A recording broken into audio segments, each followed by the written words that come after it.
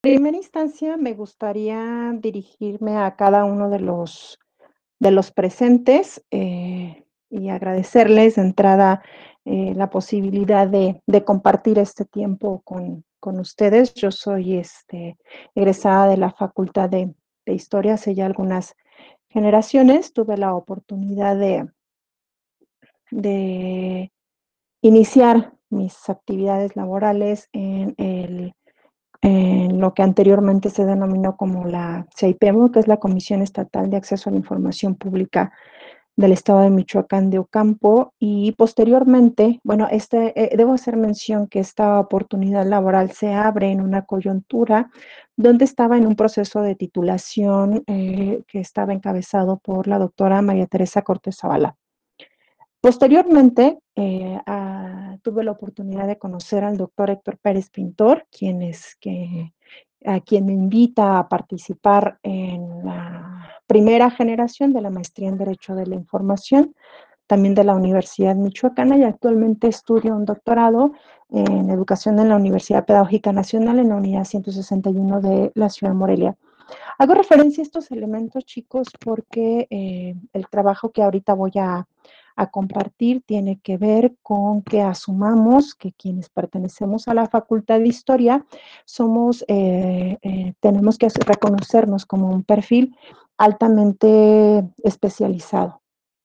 Me parece que desde hace algunos años hemos resumido nuestra labor exclusivamente quizá a la docencia y algunos a la investigación y a los archivos, perdiendo de vista el que podemos desarrollarnos en el espacio público de manera muy, muy sencilla. Como ustedes sabrán perfectamente, el historiador desde hace muchos años ha fungido dentro del espacio público como una persona que tiene una función muchas veces de estadista. Desafortunadamente, creo que a lo largo de los años hemos perdido nuestra posición y ahora la han asumido muchos licenciados en Derecho. Ahorita les voy a mostrar unas diapositivas, pero cuando me hicieron esta invitación me hicieron mucho énfasis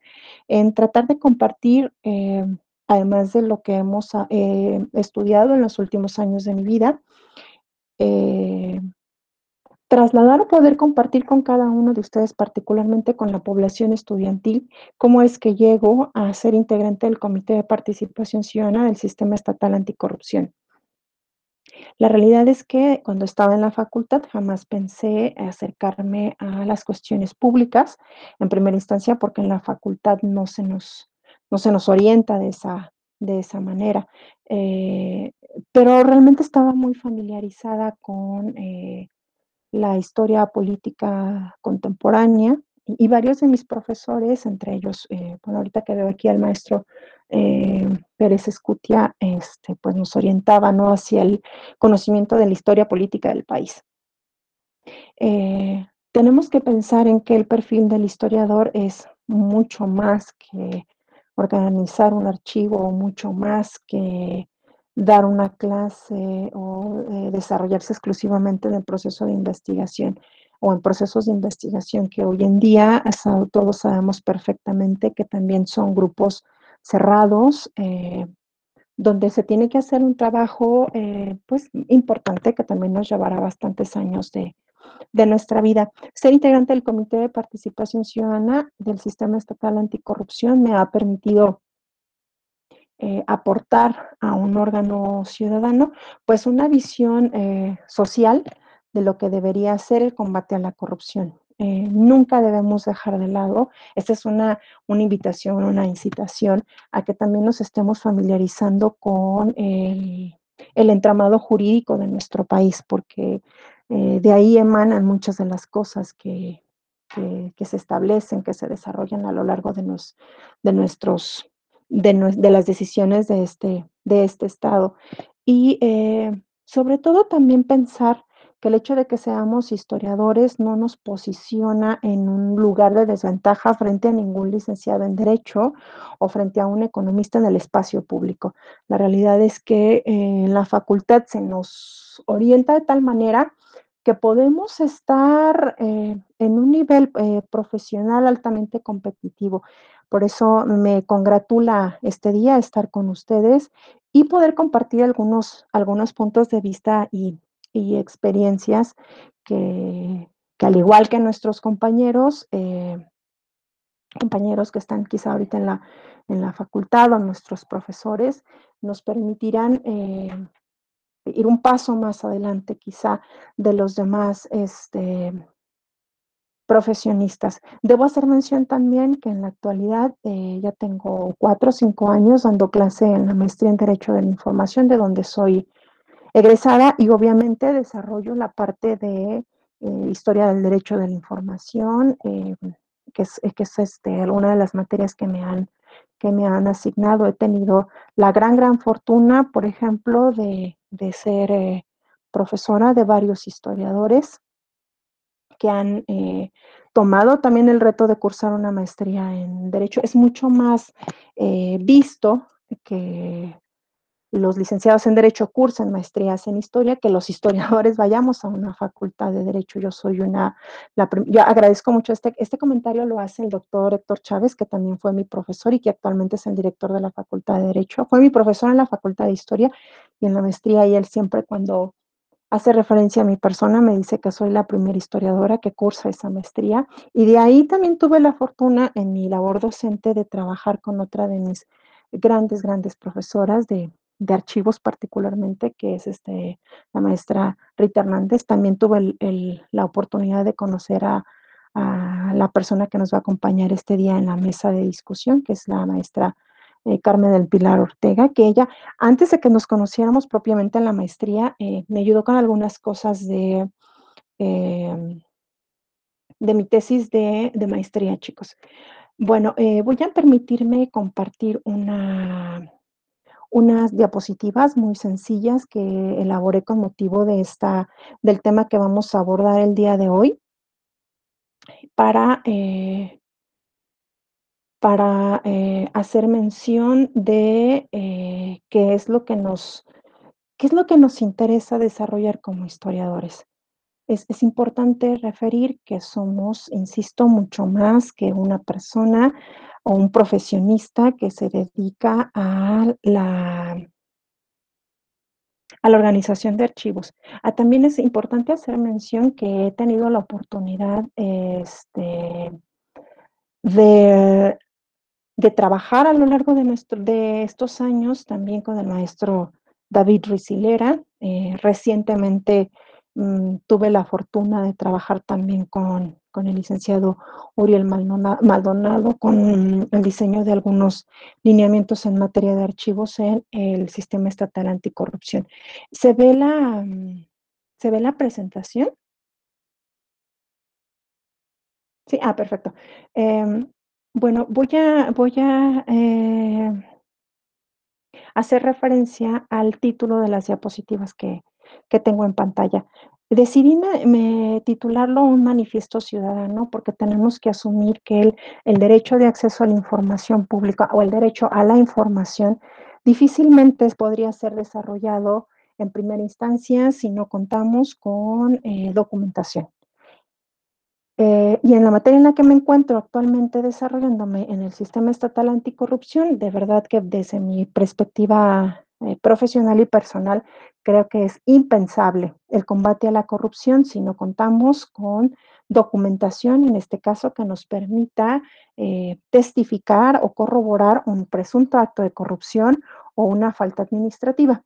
¿Por qué lo titulé Manifiesto Ciudadano? Pues en efecto tiene que ver con estos principios que en algunas ocasiones están vinculados con las manifestaciones sociales que nosotros como historiadores hemos visto a lo largo de los años.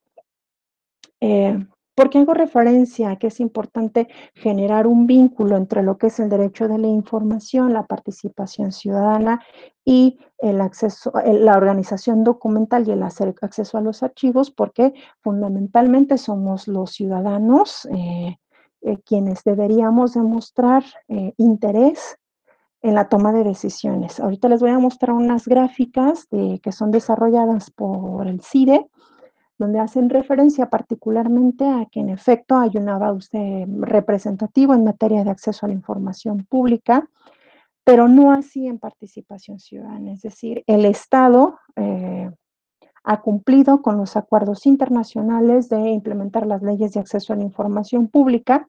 También tengo que reconocer que el acceso a la información pública y la protección de datos personales en este país eh, aún nos sigue dejando mucho que desear, pero que somos los ciudadanos, y en este caso las personas, no solamente los ciudadanos, quienes nos hemos también quedado cortos en exigir esto que se denomina como rendición de cuentas.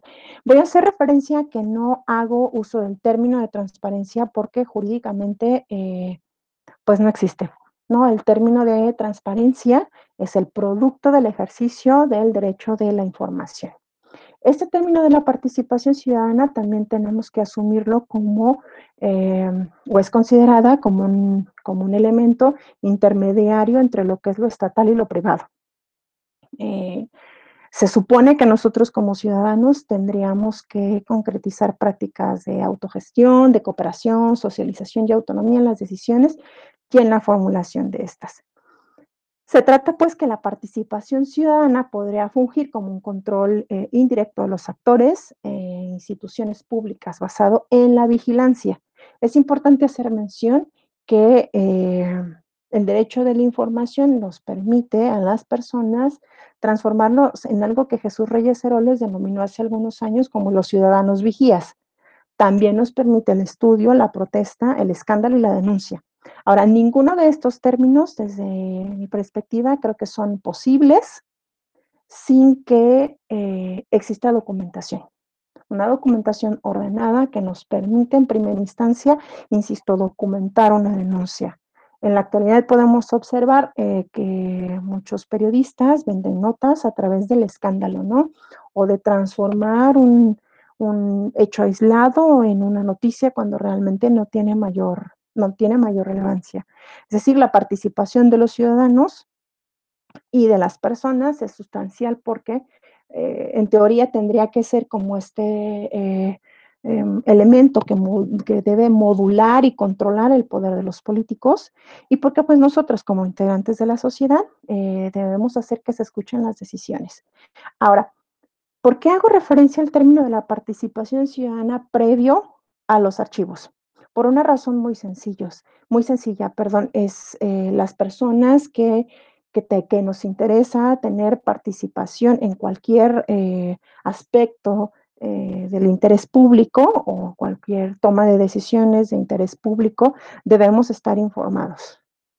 Y esta es una parte muy compleja, por eso hago referencia a que muchas veces el Estado, pensado en esta división o en esta teoría clásica de la división de poderes que emana de la Revolución Francesa, pues los poderes, el Estado está conformado por los tres poderes, ¿no? El poder ejecutivo, legislativo y judicial de cualquier nivel de la federación, del Estado, de los municipios. A ese Estado me refiero, ¿no? Que nos deben muchas, muchas, muchas cosas.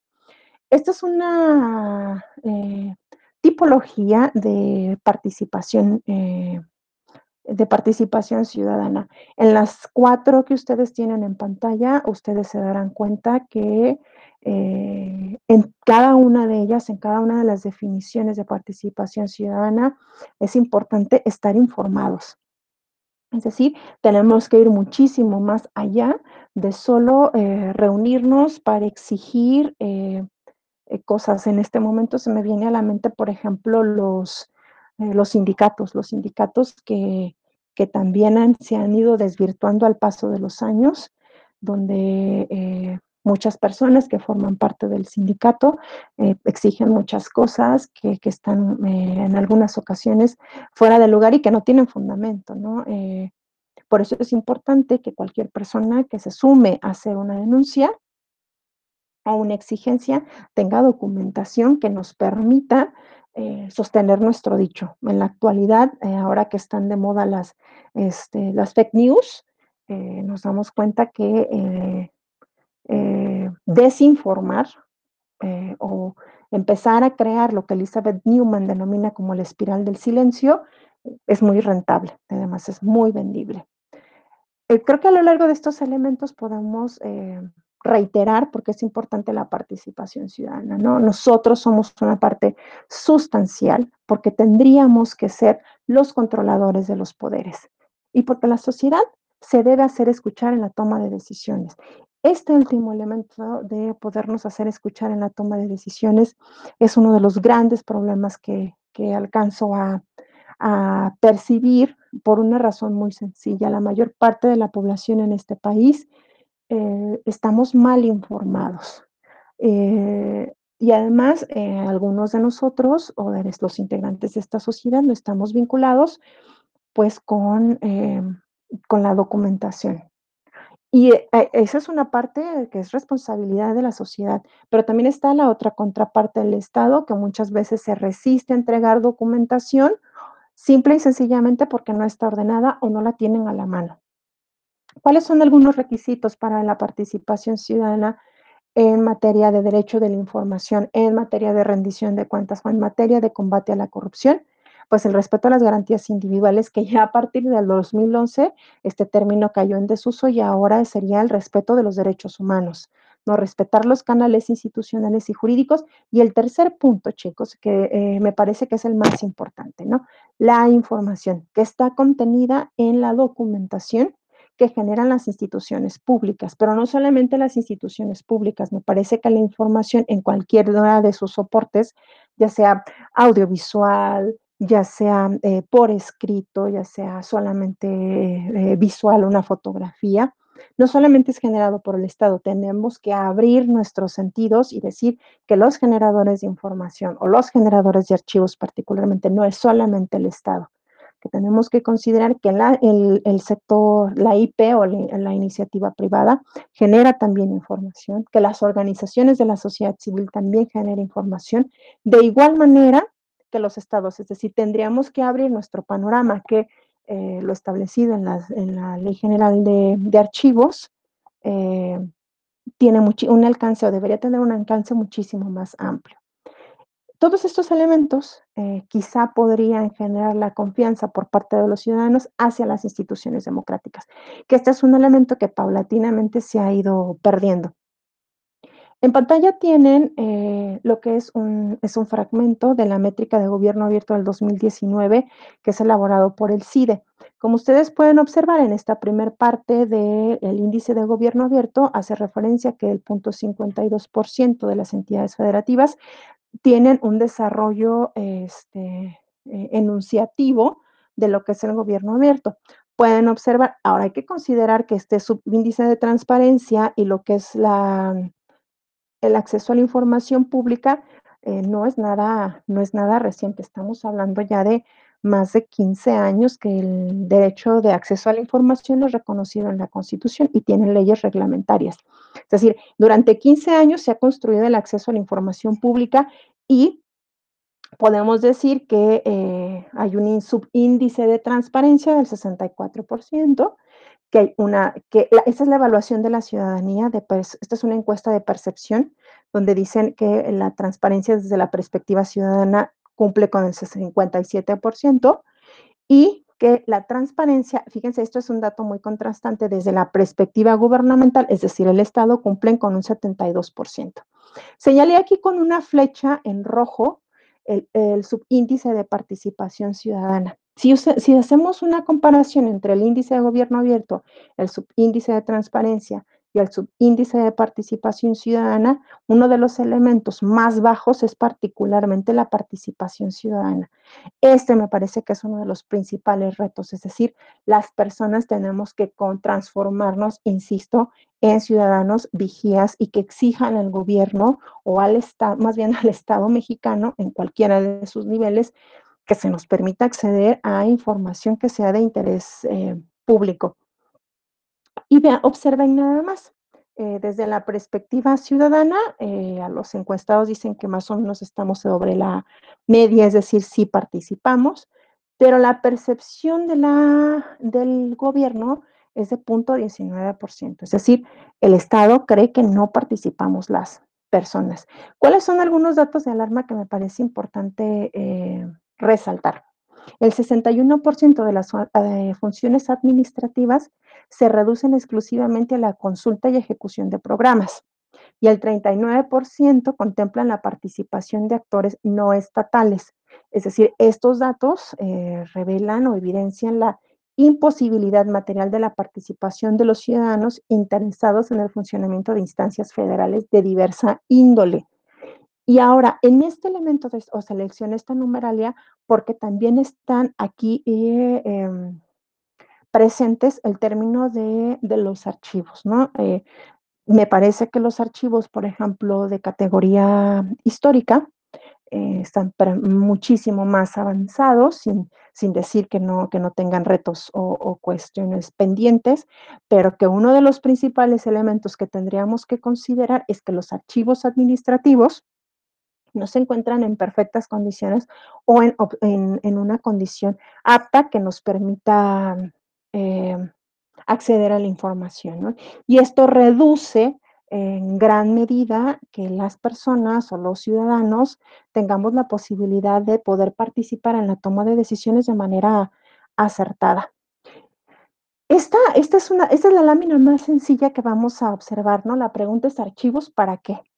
¿No? Más allá de cumplir con la Ley General de Archivos, tendríamos que pensar en el impacto social, en el impacto cultural, en el impacto económico, político, educativo que tiene, que el Estado en su conjunto no le permita a alguien conocer la información que se está generando pues al día. Si alguno de ustedes han presentado una solicitud de información, pues en el estado de Michoacán se pueden tardar desde 15 hasta 20 días para respondernos algo. En la federación o a nivel federal nos podemos llevar hasta un mes en acceder a un documento que en primera instancia es un documento público. Es decir, que estamos enfrentándonos ante un Estado que no reconoce, bueno, que no reconoce en la práctica, jurídicamente ya está establecido, que no reconoce en la práctica la trascendencia que tiene la organización documental y su puesta a disposición de las personas. Hago referencia a la diferencia entre una persona y un ciudadano, no lo utilizo como sinónimo, sino para que entendamos o se entienda que un niñito que ya sabe leer o que puede observar una fotografía, está ejerciendo su derecho a la información, porque Escobar de la Serna, que es otro teórico del derecho de la información, plantea que el derecho a la información tiene tres atribuciones, ¿no? Que es recibir, difundir e investigar información. Es decir, que cualquier persona, es decir, un niño desde los 3, 4 años de edad, podría acceder a archivos mientras él así lo deseara.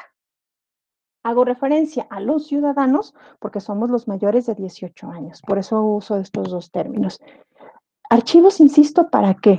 Simple y sencillamente para que si vamos a estar vinculados con el sector político, tengamos claridad sobre la toma de decisiones. Yo sé perfectamente que en la facultad, bueno, yo recuerdo mis clases de historia económica con el doctor Abdayan y en ese momento la realidad es que no le encontraba mucho sentido a lo que me enseñaba hasta que salí de la facultad, ¿no? Y entendí la trascendencia que tiene conocer la dinámica económica y los modelos económicos por los que se rigen los países.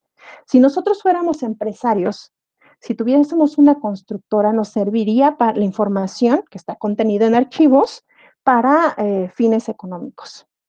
Si nosotros nos desarrolláramos en el ámbito educativo, podríamos solicitar, por ejemplo, los perfiles académicos de nuestros profesores.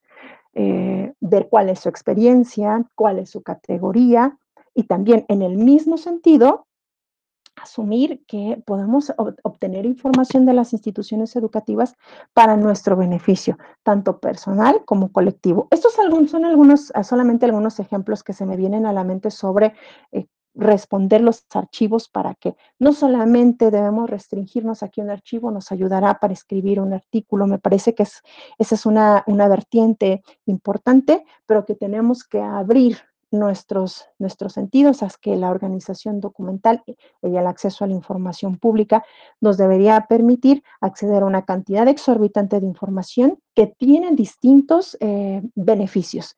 Ahora, antes de pasar a la siguiente diapositiva, quisiera reiterar que el derecho de la información, esta es una de los elementos que propuse en mi tesis de maestría.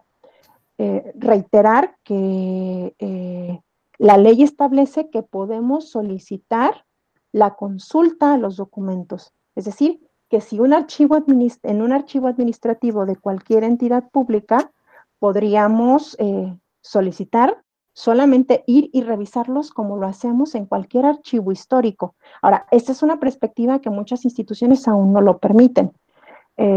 Porque se restringen a que la idea del acceso a la información es que yo presente una solicitud y la entidad pública me conteste. Doctora Elizabeth, 5 minutos, por ahí le marqué, estén al tanto de su chat, por ahí les voy a estar perfecto. las indicaciones, por favor. Sí, 5 vale. minutos. Sí, con esto estoy terminando. ¿Cuáles son las propuestas que quiero dejarles? Garantizar la rendición de cuentas transversal mediante archivos administrativos perfectamente bien organizados. Dar autonomía política a los órganos de control interno y de fiscalización. En la tercera viñeta también esto es para reconocer la labor que realiza el historiador, la profesionalización del servidor público a través del servicio civil de carrera, considerando el alto nivel de especialización del historiador, y mejorar el diseño legal e institucional legislativo para la realización del Parlamento abierto. Esta es mi penúltima diapositiva para cerrar con mi participación. ¿Qué es lo que requerimos para cerrar, creo yo, este ciclo o esta pinza de lo que es el derecho a la información? Considerar, queridos compañeros, que es importante la educación continua. Terminar una licenciatura, una maestría o un doctorado no nos transforma en especialistas absolutos, ¿no? Que tenemos que estar informándonos continuamente.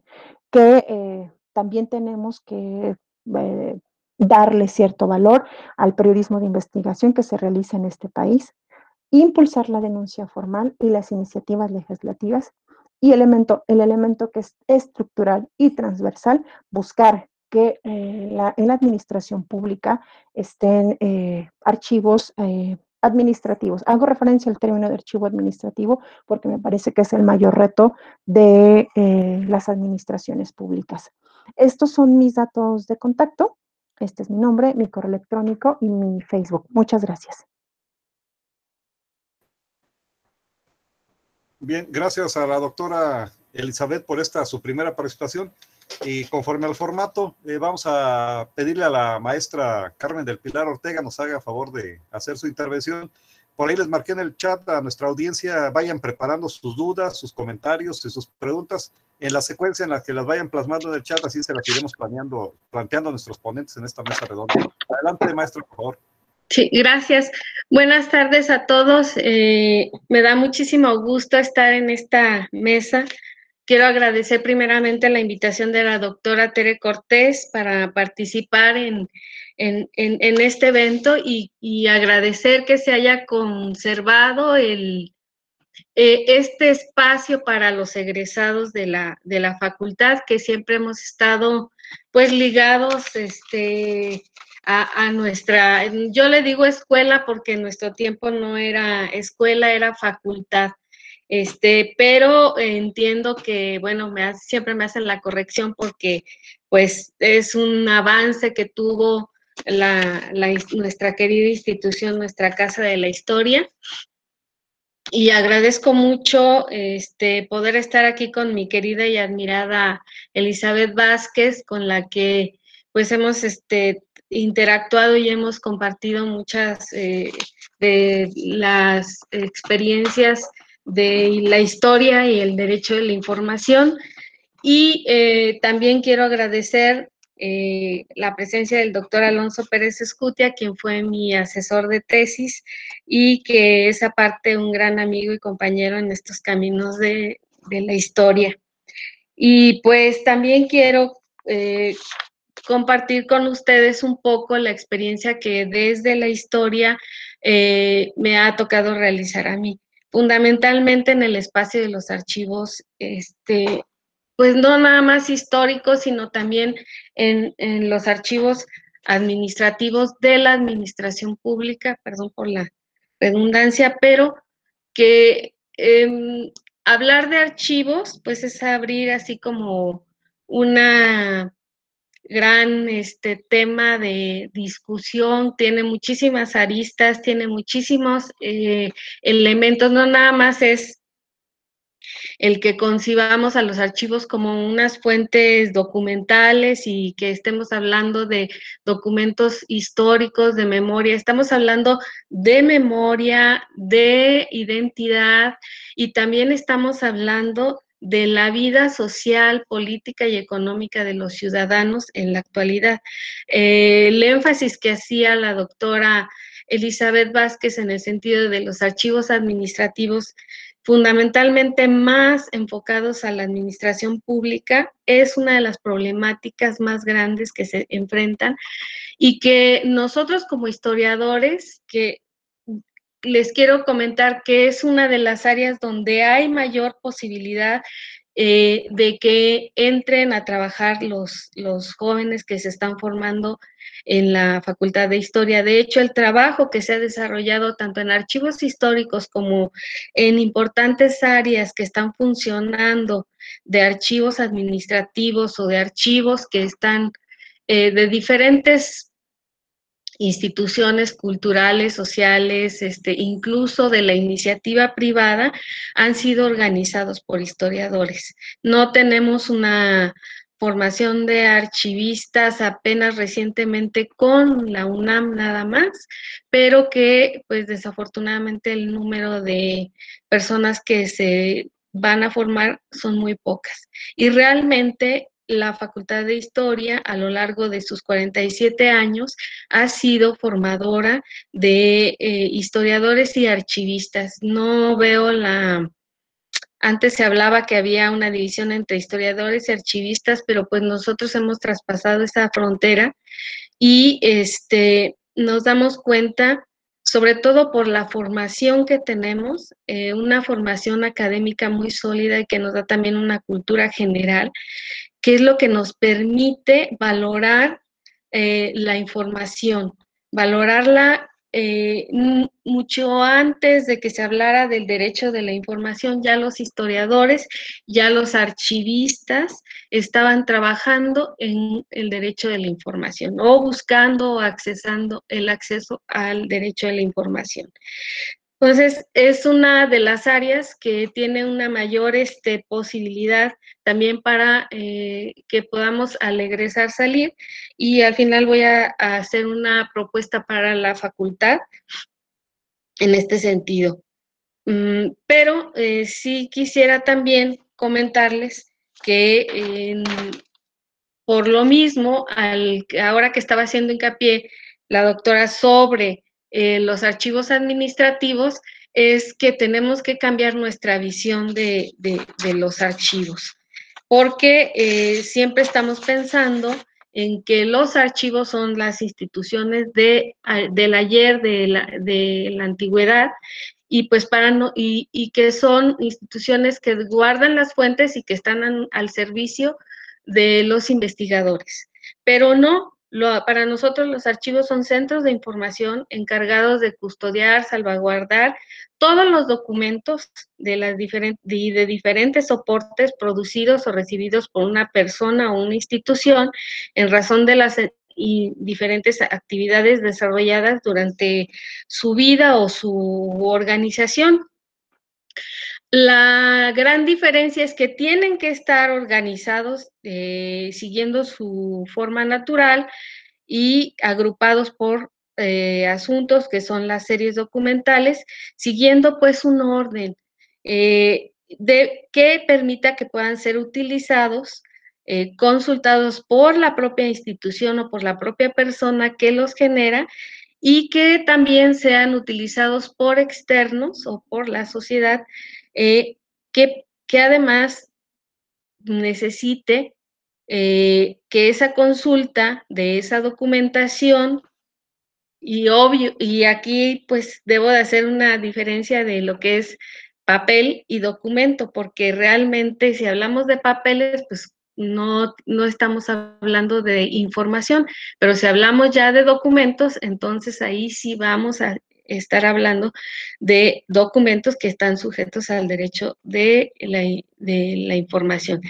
¿Por qué? Porque los documentos tienen un elemento que los convierte en pruebas y de juridicidad. Son pruebas, son testimonios, están ahí testimoniados, y garantizan los derechos precisamente de acceso a la información, el derecho a la verdad y el derecho también a la memoria.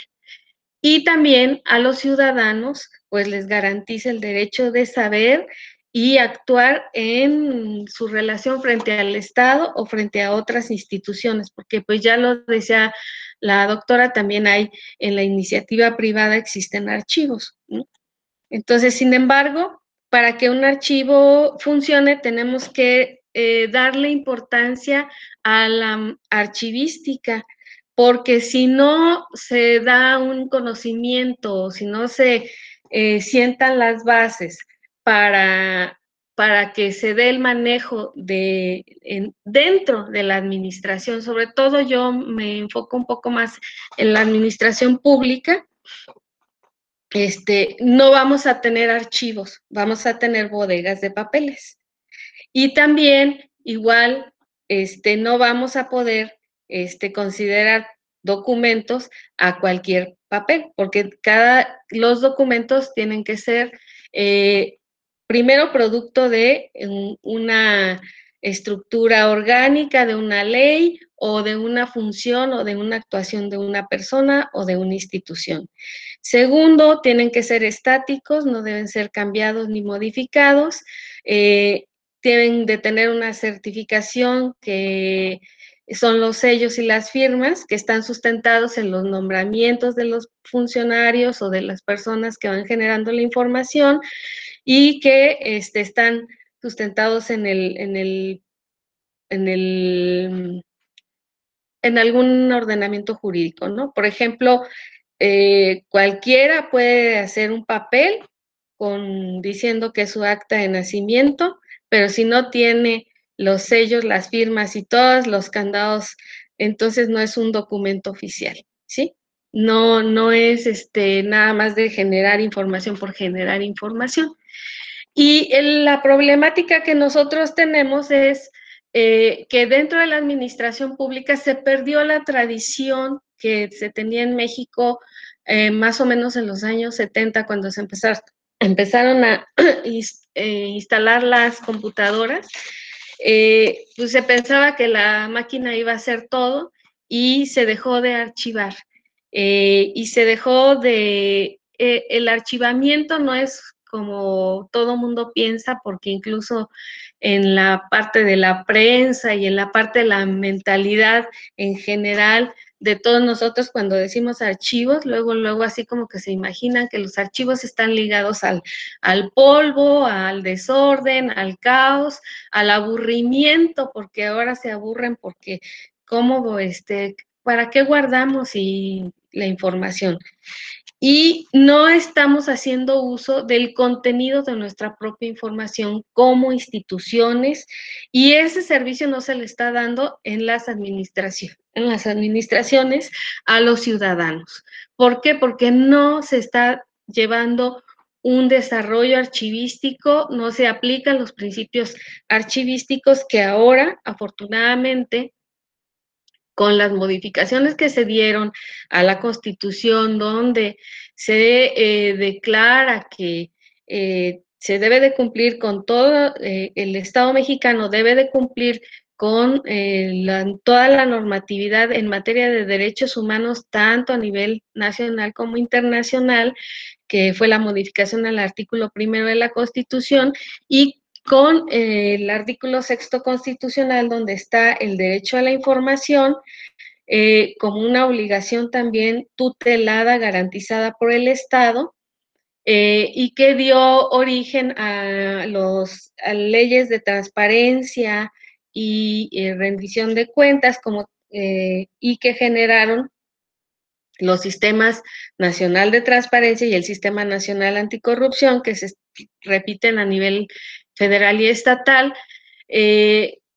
Pues todo esto era precisamente impulsado por el acceso a la información, el acceso a la información que genere una ciudadanía, que genere una gobernanza, que genere una participación democrática de la sociedad, pero no es posible si no se toma en cuenta a los archivos. Y los archivos, lo digo en forma general, archivo histórico, archivo de concentración, archivo administrativo, que son donde se están realizando todos los trámites dentro de todas las oficinas. Si no se ordenan, si no se clasifican, si no se registran o se describen y registran, si no se sistematiza toda la información, no hay manera de dar respuesta a este derecho de acceso a la información o del derecho a la información. Entonces, la archivística no es tan facilita porque todo el mundo piensa, hay archivos y a cualquiera quieren mandar a trabajar en los archivos, pero es necesario tener una formación para poder dar respuesta a estos requerimientos sociales. La sociedad tiene sus encuentros con los archivos ya desde muchísimo tiempo, desde que existe la administración pública. Sin embargo, no son encuentros afortunados. Cualquiera puede ir a sacar un acta de nacimiento y se queja de todo lo que tiene que esperar y todo lo que, por la falta de sistematización, a lo mejor de los archivos, o porque los archivos no tienen todos los requerimientos para poder atender a la sociedad. Pero básicamente no hay un orden, no hay una homogenización. Y en este sentido, precisamente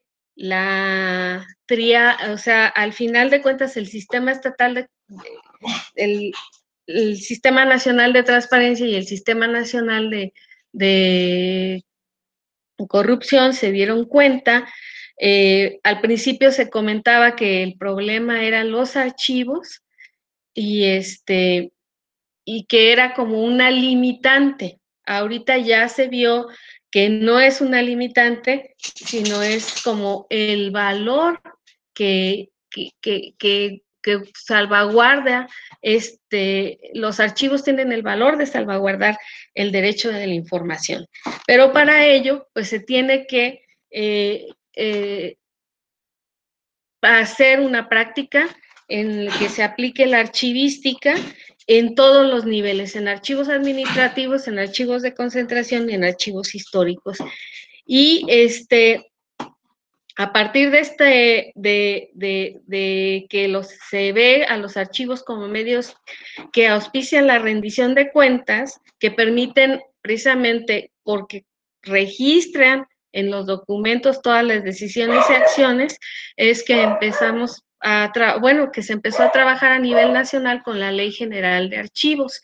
Y esta nueva Ley General que se publicó, bueno, ya ni tan nueva porque se publicó en junio del 18 y iba a empezar a operar pues ahora entre el 19 y el 20, pero con el proceso de la pandemia, pues ha tenido algunos retrasos. Sin embargo, dentro de este proceso de pandemia que estamos viviendo, se ha visto la importancia de tener la información al alcance para poder dar solución a la problemática que se está viviendo.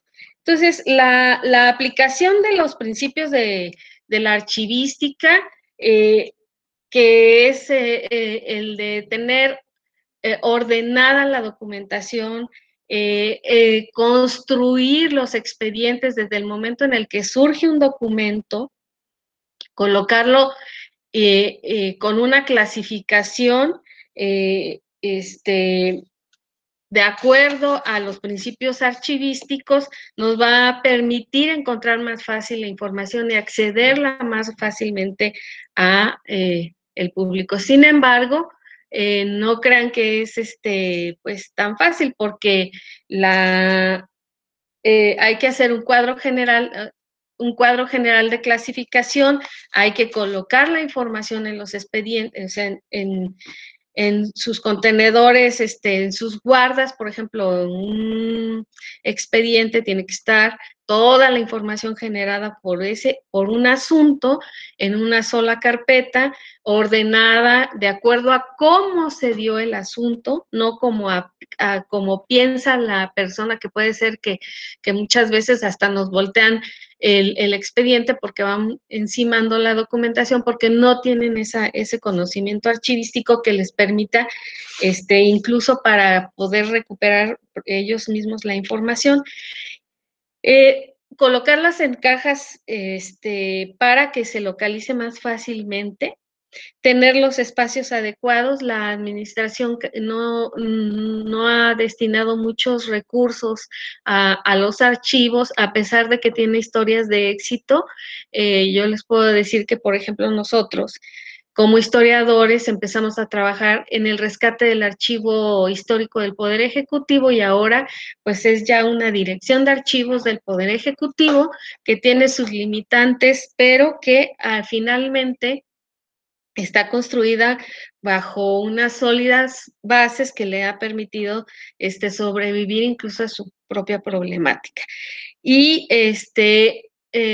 también quería comentarles que, además de eso, ahora las leyes nos están obligando, precisamente a través de la Ley General de Archivos y a través de la Ley de Transparencia y Acceso a la Información, a que se generen los instrumentos técnicos archivísticos para poder tener un control, que es el cuadro de clasificación, que es el catálogo de disposición documental, que aclaro también que el catálogo de disposición documental es solo para los archivos administrativos y de concentración, porque ahí es donde se realiza la valoración documental y se ve qué documentos se pueden conservar y qué documentos se van a mantener, y que ahí es importante la participación de los historiadores y la formación que nosotros tenemos para evitar que se destruya, porque finalmente la historia se va construyendo día a día.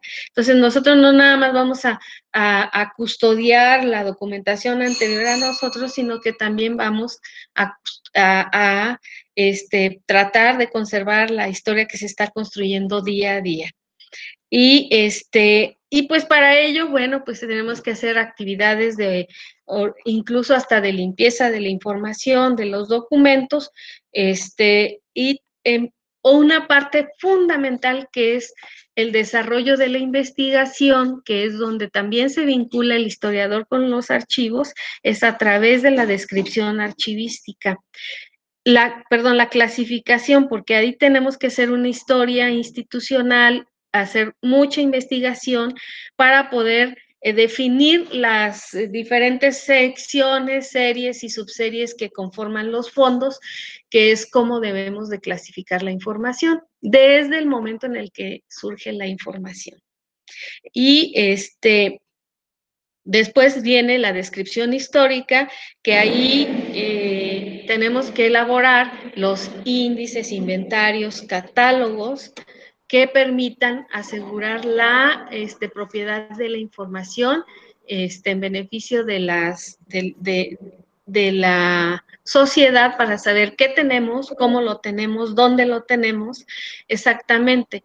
Y ahí se genera el catálogo, los catálogos, y se genera la guía simple de archivos, que no es tan simple. Sí, que no es tan simple, porque tenemos que decir qué tenemos, dónde lo tenemos, exactamente en dónde. Y bueno, todas estas acciones que se tienen que realizar deben de tener un conocimiento, deben de estar fundamentados en una buena formación académica. Y yo sí quisiera comentar que desde la red de archivistas michoacanos nos hemos reunido varios historiadores archivistas y consideramos y valoramos el papel fundamental que tiene la Facultad de Historia, y que sabemos que en este momento tiene la oportunidad de valorar la importancia de los archivos, no solo para la construcción de la historia, sino como elementos necesarios para la sociedad en la búsqueda de la verdad y la aplicación de los derechos humanos.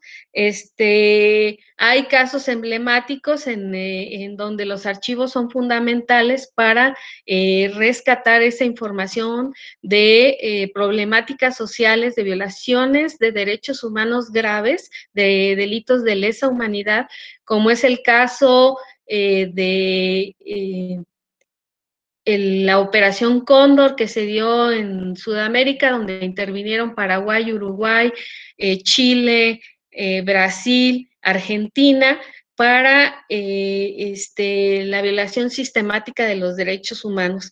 Y resulta que en Paraguay va apareciendo un archivo donde estaba totalmente documentada, fue rescatado por Archivistas Sin Fronteras y que ha servido para documentar toda esta operación en la que había tráfico de personas, desaparición de personas, cambios de nacionalidades y niños desaparecidos y adjudicados a otras familias, que son delitos gravísimos. Y en el caso de México, pues tenemos la Comisión de la Verdad, que está trabajando en los archivos y que también lleva a cabo el estudio de caso de Ayotzinapa, en el caso de nuestro estado, el caso de Apatzingán, obviamente el movimiento del 68, los movimientos de autodefensas, el movimiento de Tlatlaya, y que ahora estamos viendo que están saliendo casos de corrupción en los que también los archivos están siendo fundamentales y que pues debemos de realizar la valoración y la baja documental con mucho cuidado, precisamente para no estorbar ese tipo de problemática y sacar la verdad. Y por eso, por todas estas problemáticas que se enfrentan, sí quiero comentarles que nosotros estamos planteando, o le queremos plantear a la Facultad de Historia, ahora que están en la reforma del plan de estudios, pues que se incluyan mayores, pues que se incluya una especialidad que sea así como una especialidad o como una especie de carrera técnica dentro de la formación de los historiadores, que con 4 semestres permita generar un conocimiento especializado en la formación archivística, que se integre a su plan curricular, además de las materias de paleografía y diplomática. Podría ser la de introducción a la archivística, otra sobre organización, clasificación documental, descripción y normatividad archivística, conservación preventiva y gestión documental.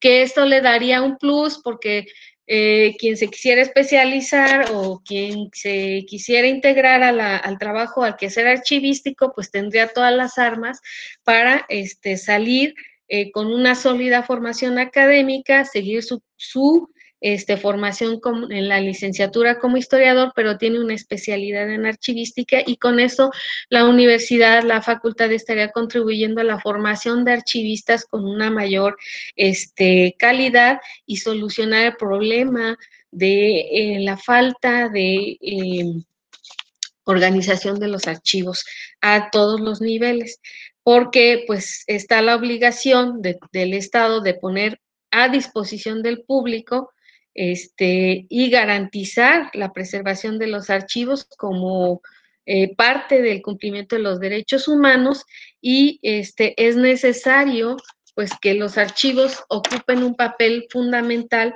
para poder cumplir con la rendición de cuentas, con el derecho a la verdad, con el acceso a la información, y pues justificar, ¿no?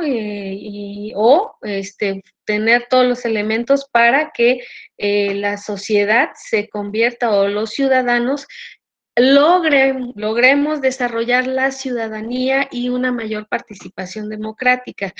Creo que los archivos están olvidados, y creo que es necesario que tengan ese papel fundamental para la sociedad.